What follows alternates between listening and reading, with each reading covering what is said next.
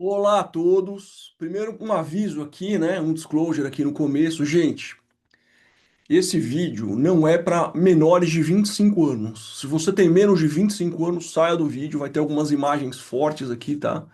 Principalmente essa geração de hoje mimada e super protegida. Me pediram lá no Instagram, @restauracal.sa, que é a restauração SA sem o tio e tal. Me pediram no direct ali para que eu fizesse um vídeo sobre resiliência na prática.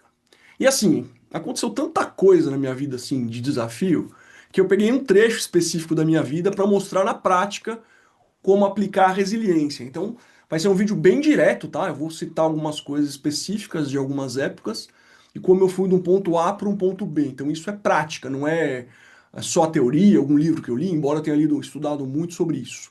Primeiro conceito de resiliência bem rapidinho, tá? Resiliência vem do latim resiliens, que significa saltar para trás ou ricochetear.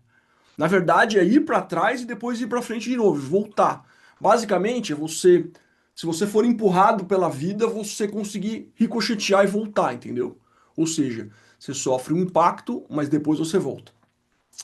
O meu vídeo anterior, vou deixar aqui em cima no card, tá? Ó, foi a perda da nossa cachorrinha, da Meg, né? Que foi uma coisa que impactou muito a nossa família, porque ela não era só um pet, um animal de estimação, ela estava há 15 anos com a gente. Então ela ajudou a superar uma série de situações. E esse vídeo eu nem vou falar sobre essas situações, mas foi um período da minha vida que a minha família, que era uma família bem estruturada financeiramente, perdeu tudo, foram vários despejos sucessivos, e nessa época teve várias mortes de pessoas que eu amava, várias e de formas dramáticas. Então, suicídio, acidente de carro, acidente de moto, outro suicídio, cirrose hepática no caso do meu pai, depois câncer no meu avô. Então, eu fui perdendo toda a minha família num intervalo de tempo bem pequeno, assim. Toda a minha família praticamente ascendente e outras pessoas que eu amava muito. É o vídeo anterior. Hoje eu vou falar sobre uma perda mais material e uma situação de resiliência que eu tive que viver. Na minha infância, como eu disse, meu pai era classe média, ele era leiloeiro de arte, só que ele teve quatro, se formou em três faculdades, tinha especialização, morou na Inglaterra antes de vir para o Brasil. Então ele voltou para o Brasil quando do período da redemocratização, como leiloeiro de arte, e depois ele foi para uma outra área mais empresarial e cresceu muito. E aí, um pouco de exagero, né? Investir demais, ele comprou uma cobertura pra gente, né? Porque que eu estava no colegial. E essa cobertura era uma cobertura que tinha piscina, então eu vou até mostrar um pouquinho dela. Não vou mostrar tudo, lógico, mas só para vocês terem uma ideia, eu vou compartilhar com vocês. Hum, deixa eu pegar quando a gente saiu, tá? Que é a parte que a gente já tinha a ordem de despejo, aí meu pai preferiu vender para pagar algumas dívidas, mas só para vocês verem, ter uma ideia, era uma cobertura duplex nos Jardins. Vou compartilhar aqui as imagens, não sei se vai sair perfeito. Geralmente eu compartilho muita coisa quando eu estou entregando mentoria, treinamento. Eu não sei se aqui no YouTube vai ficar gravado legal. Mas enfim, aqui ó, para vocês terem uma ideia, é uma cobertura duplex. Então tem a parte da cobertura, tinha churrasqueira, lareira, tinha máquina de videopoker, para você ter uma ideia aqui desse lado, um monte de armas medievais. Deixa eu ver. Não está acontecendo o que eu queria aqui. Eu queria que isso aqui pudesse ficar girando, como se fosse um slideshow. Mas enfim, vamos ver se assim vai. Ó. Ué, por que que não tá indo como slideshow? Ah, tá, agora sim. É só pra vocês terem uma ideia de uma das partes da cobertura. Tipo, tinha um elevador privativo, só o nosso andar era CB, tinha piscina. ahn, tá vendo aqui? Tá vendo? Aqui dava pra 23 de maio, então era nos jardins ali. Uma cobertura que hoje, sei lá quanto que valeria. Então aqui tinha saco de areia, tinha uma piscina. Enfim, pra vocês terem uma ideia, né? Me lembro que na sala a gente tinha, deixa eu ver se eu acho aqui. A gente tinha uma TV de 50 polegadas, era de tubo ainda, tá, gente? Mas o máximo que tinha no Brasil era 30. Eu tive computador antes de quase todo mundo no Brasil. Tive internet antes também. Enfim, tinha todas as TVs a cabos, tipo, tinha Sky. E assim, eu aproveitava muito. A gente tinha um número de carros tão grande que a gente tinha que deixar o meu carro acho que ficava aqui, ó. E os carros dos meus pais ficavam na garagem. Enfim, era uma vida confortável, tá vendo? Aqui eu treinava ajoelhada, soco, essas coisas. Tá meio bagunçado, mas só pra vocês terem uma ideia, ó, tá vendo aqui a casa do. Eu tinha um Husky Siberiano Imperial. Aqui, ó, essa TV de 50 polegadas de uma época bem diferente de hoje, tá? falando aí dos anos 90, o meu computador, como que era? Era da IBM, que era, acho que era a única marca assim, mais top, enfim. Bom, mas assim, nesse período, embora eu tivesse grana, grande, enfim, já entenderam, né? Já deu pra entender. Mas nesse período, embora eu tivesse grana, que eu era adolescente ainda, eu investia muito em mim. Eu não sabia que aquilo ia acabar. Mas assim, eu além de fazer as aulas da manhã, de tarde me especializei em humanas. Então fazia filosofia, sociologia, direito, teologia. E eu li os livros que eram os livros da USP. O livro que a pessoa fazia na faculdade, eu lia no segundo, terceiro colegial. E eu ia muito mal em exata, sempre pegava recuperação, depois segunda época, não me lembro o nome, mas eu pegava as duas, sabe? Eu ia até o limite para não passar de ano em física, química e matemática, sempre. Eu era péssimo. Lembro que uma vez eu tirei meio numa prova de. Acho que foi de física ou de química, enfim. Só que eu sabia que em humanas eu era bom e eu sabia que eu só ia precisar daquilo para passar no vestibular, entendeu? Tanto que o vestibular que eu passei, a nota de redação valia muito. Eu tirei 10 na nota de redação, enfim. Sempre fui na articulação das palavras, na parte estratégica de conhecimento, de leitura de pessoas e de situações, não para a parte de exatas. Enfim. Ahn, mas aí o que aconteceu? A gente perdeu tudo, aconteceu todas essas mortes que eu te falei e tal. E aí teve uma época que eu conheci a Kátia e comecei a trabalhar aqui em São Paulo. E eu estava trabalhando num lugar, não vou entrar em detalhes dos escritórios, mas enfim, era um escritório muito grande. Eu trabalhava dentro de uma seguradora muito grande, uma de capital aberto, eu trabalhava no escritório ali. E meu avô teve câncer. E aí eu larguei tudo, saí de São Paulo e mudei para uma cidade pequena no interior, próximo a Araraquara, para conseguir um liminar para meu avô, porque vários advogados não estavam conseguindo. Eu fui até lá, fiquei um tempo lá. Só que assim, eu já tinha perdido tudo e perdi esse emprego. Então eu fui com dinheiro e esse dinheiro foi derretendo, porque lá eu não conseguia trabalho, era uma cidade muito fechada, não conseguia, os escritórios eram familiares, eram pouquíssimos, e os outros advogados da cidade, como a cidade tinha uma indústria ali de açúcar e tal, só faziam trabalhista. Então eu teria que abrir um escritório, ficar meses, não tinha internet, isso tudo. Então ali eu só perdi dinheiro, mas eu mantive a liminar do meu avô por muito tempo. Eu percebi que chegou o momento de eu voltar para São Paulo, mas assim, quando eu ia voltar, sei lá, o governo, digamos assim, porque a gente conseguiu uma liminar para o remédio ser dividido entre o estado e o município. Então a procuradoria recorria e falava, putz, eu vou ficar aqui. E aí meu avô acabou falecendo, era um remédio caríssimo, não tinha como pagar, acho que a aposentadoria dele era R$ 600, e o remédio acho que era R$ 32 mil. Até me lembro, chamava Nexavar, Nexavar, sorafenib. Era uma coisa de prótons para o câncer que ele tinha no fígado. Enfim, meu avô faleceu. Eu voltei para São Paulo, até porque eu ficava indo e voltando de São Paulo para Araraquara para poder ver minha namorada, eu queria me casar com ela. E eu pensei o seguinte, cara, eu vou morar num lugar barato no centro, bem no centro ali, e vou arrumar um emprego, aí eu refaço a minha vida. Aí eu arrumei um kitnet minúsculo, vou até mostrar ele para vocês. E quando eu mudei, a dona desse kitnet, porque eu não tinha o dinheiro da fiança, não tinha nada disso. Era uma senhorinha de idade, ela estava devendo para a Enel. Aí eu, como sou bom de negociação, falei, olha, eu vou dar, como eu não tenho fiança, eu vou dar um ano adiantado para vocês, ou seja, vai ficar com muito pouco dinheiro, mas que a imobiliária pague e se resolva com a Enel. Só que como teve um trâmite, eu mudei e fiquei 10 dias sem luz. Isso era novembro, dezembro, então tomando banho frio, mas sem luz. E aí o que que eu fazia? Eu levei no pendrive meu currículo, e eu ia numa lan house que chamava Johnny, ficava na Alameda Barros. Então eu morava mais ou menos. Tem uma estação ali, que é a estação Princesa Isabel, terminal, é naquela rua. Então eu morava de frente pro Minhocão, assim, da minha janela pro Minhocão era uma distância de 1 metro e pouco. E descendo assim de ônibus, então é barulho de tudo quanto é lado. E distribuindo currículo, indo comer num quilo bem baratinho. E eu vou mostrar um pouco desse apartamento para vocês. Mas aí o que aconteceu? Eu morava nesse apartamento, era um apartamento minúsculo, basicamente tinha uma TV. Não, desculpa, não tinha TV. Eu tinha um chip que rodava a TV, tinha um computador, um armário de um lado, e do outro lado eu fiz um dojo, né, com minhas armas, alguns livros, e eu comprei uma mesinha e comprei um cooktop. Basicamente, o que eu comia? Eu comia meio miojo no almoço, meio miojo na janta, porque tinha sobrado muito pouco dinheiro, e, e às vezes eu comia pão com atum, enfim. E fui ralando, ralando, ralando. E consegui entrar num escritório perto ali da Vila Angélica. E nesse escritório fui fazendo dinheiro, mas assim, aos poucos, era um contencioso de massa. E aí o que aconteceu? Nesse mesmo escritório, pulando um pouco no tempo, tá? Para quando eu resolvi a situação, Teve um momento, muitos anos que eu já estava nesse escritório, acho que uns 3, 4 anos, 4, 5 anos, sei lá, eu subi bastante de cargo no escritório em termos de aumento, mas eu cheguei num teto. E nesse escritório eu falei, não, eu vou ter que fazer uma pós-graduação, ou em tributário ou empresarial, que são áreas de business e tal, né? Eu sempre trabalhei para empresarial.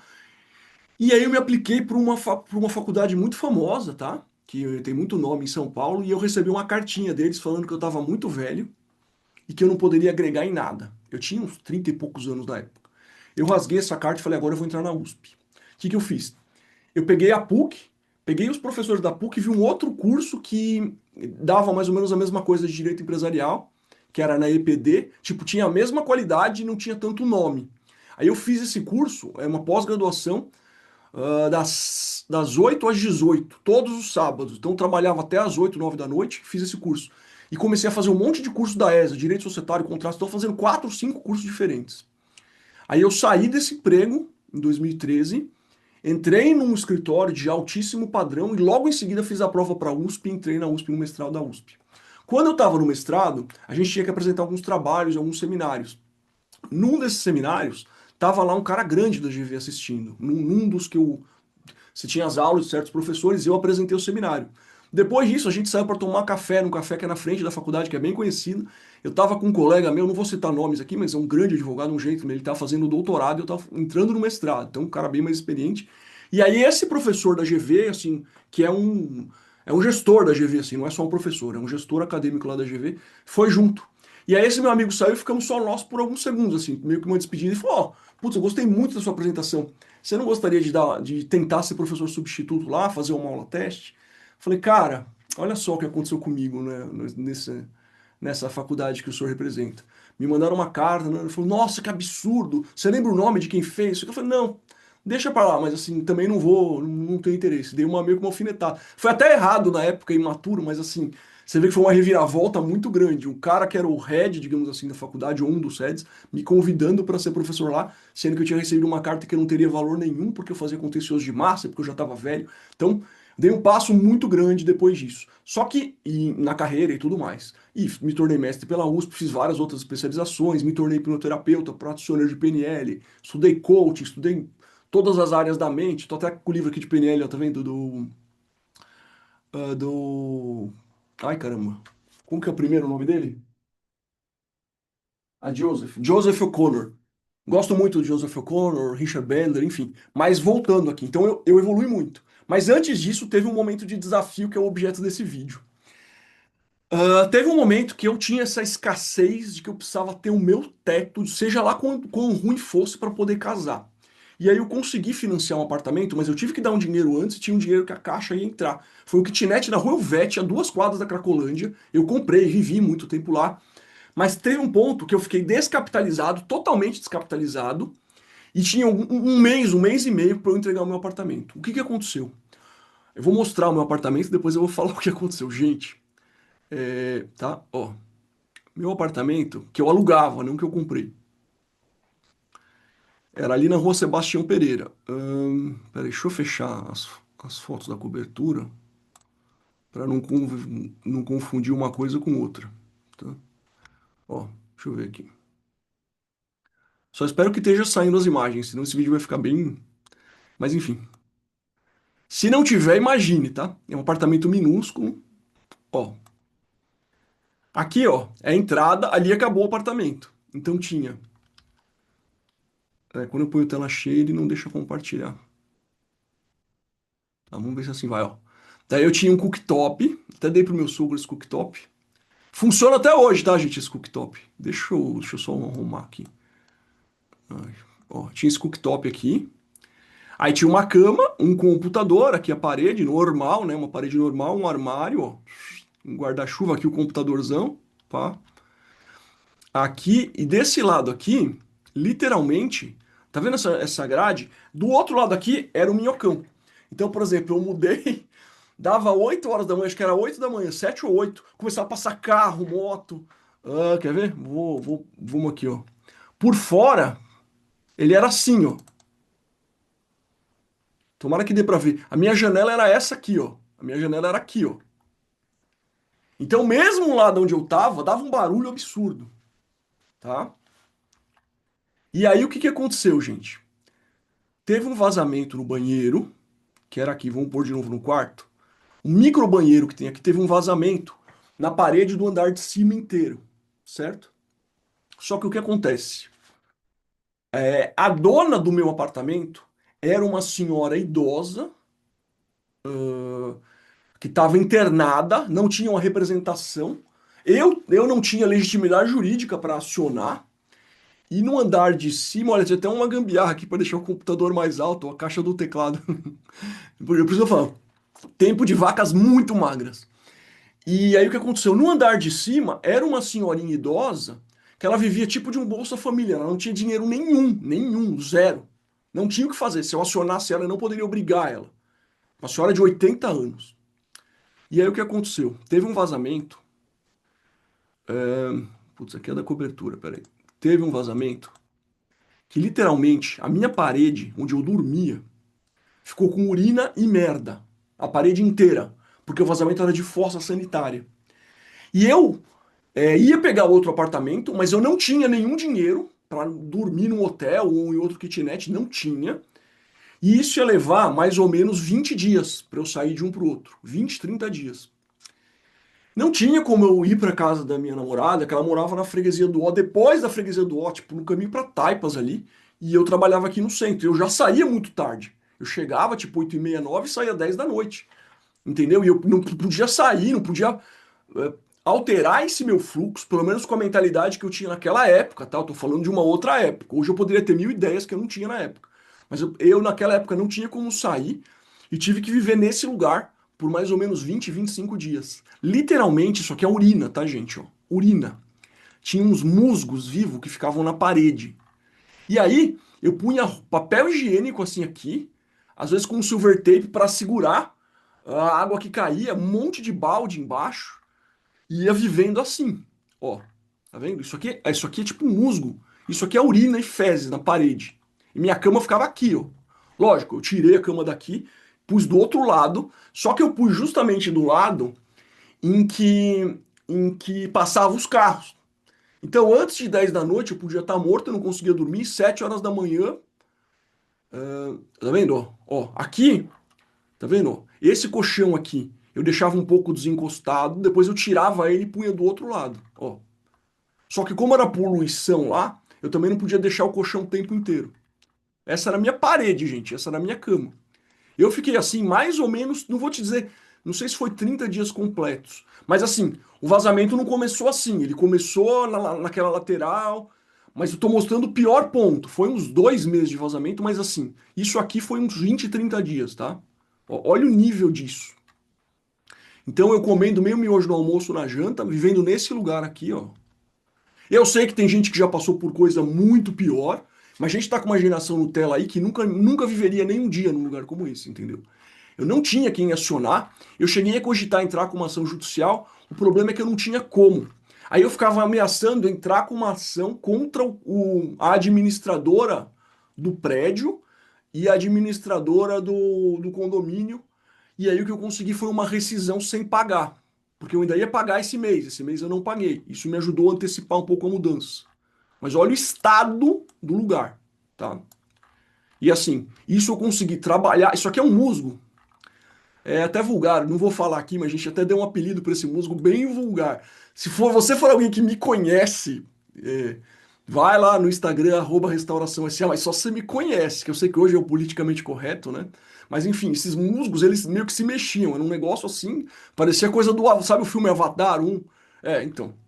E assim, eu até fazia algumas piadas no meio da merda, literalmente. Isso também é um exercício de resiliência, tá, gente?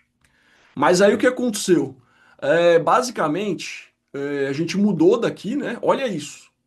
E era balde pra todo lado. Eu tô falando, eu já passei. Isso aqui nem foi a pior coisa que eu passei. Em termos de morte, as coisas que eu passei depois, mas só pra vocês terem uma ideia. E água pra todo lado, rios de água. Uma outra coisa que eu não tirei fora, o banheiro, aqui onde começou. Olha isso. Vou ver se eu tenho uma foto lá de fora, não tenho. Mas enfim, uma outra coisa que é importante falar dessa época é que a quantidade de baratas que vinha, no começo, ó, assustava e matava com o sapato. Depois era um volume de 10, 20, 30, 40 baratas por dia, principalmente na última semana, Cara, eu matava com um saco de mercado, assim, ó, com as baratas. Chegou um tempo que eu fiquei tão dessensibilizado que eu matava com a mão, com o pé descalço, assim, ó, pá, na parede. Aí eu pegava meio que aquela pá de lixo e fazia assim, ó. Tô falando de 15, 20 baratas grandes, jogava num saco e jogava fora. Literalmente, eu esmagava as baratas com a mão, tudo, depois que eu matava todas, eu tomava banho. Eu vivi nesse lugar aí, pra vocês terem uma ideia. E isso é um exemplo prático de resiliência. Repito, dependendo do estado do Brasil que você teve, você passou por coisas muito piores, eu sei disso. Eu trabalho, uma parte do meu escritório trabalha com BPC Loas, então eu sei que tem gente que passa por situações muito piores, que é não poder dar comida para os seus filhos, não poder comer, coisas muito piores. Não tenho dúvida disso. Isso aqui, no ranking de 0 a 10 do nosso Brasil, é uma nota 3 de dificuldade. Tem gente que passa por muito mais.